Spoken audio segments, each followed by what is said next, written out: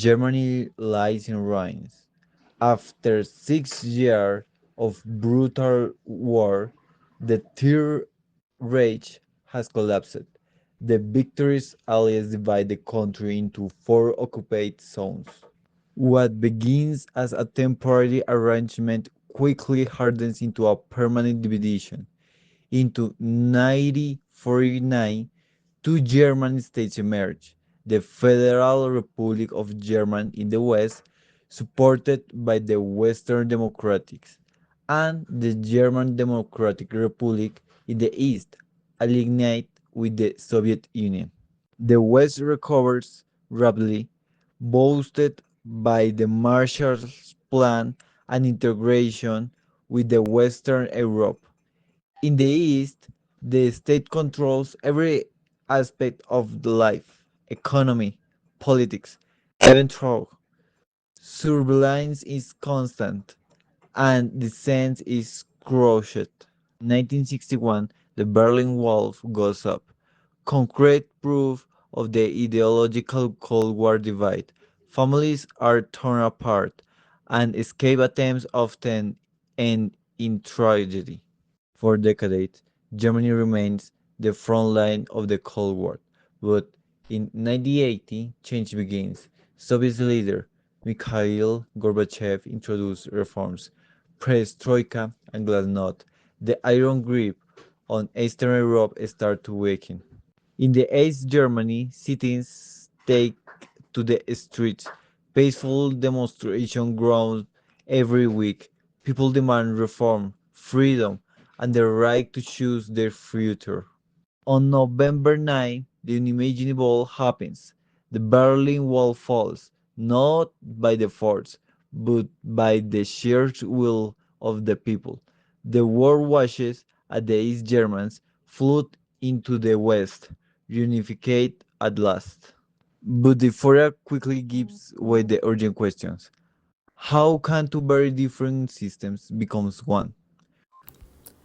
Before unification in 1909, West Germany had a strong monetary policy with the Bundesbank, focusing on low inflation and a stable German mark. Each Germany uses a non-convertible currency in a planned economy. After unification, the German mark spread to the east but with high cost. The Bundesbank raised to fight inflation, impacting Europe. In 1999, Germany adopted the euro and the European Central Bank kept its anti-inflation focus study. Germany still supports stable monetary policy in the EU.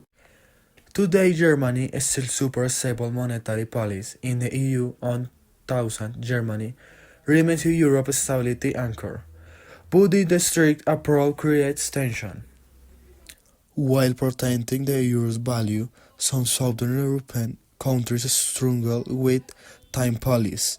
Finding balance between stability and growth is Germany's big challenge in EU monetary policy. In West Germany during the 1980s, fiscal policy was characterized by a pursuit of balance and moderation, aiming to sustain a social market economy.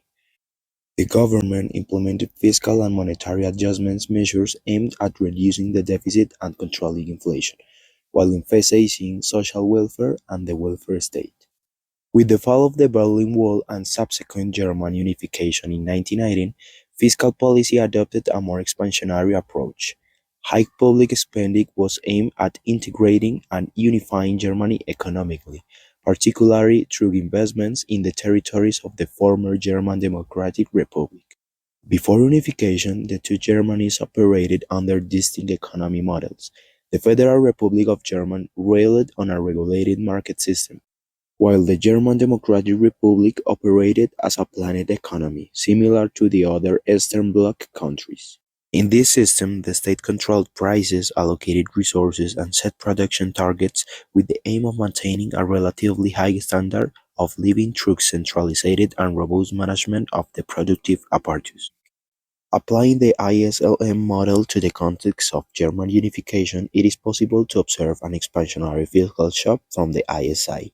The government of reunified Germany significantly increased public spending, primarily in the form of the investments in infrastructure and public services in the former German Democratic Republic. From the LM side, the demand for money increased significantly due to the incorporation of millions of people into a unified economy.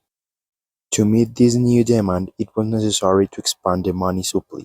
The Deutsche Mark was adopted as the official currency throughout the country, thanks to its stability and international recognition.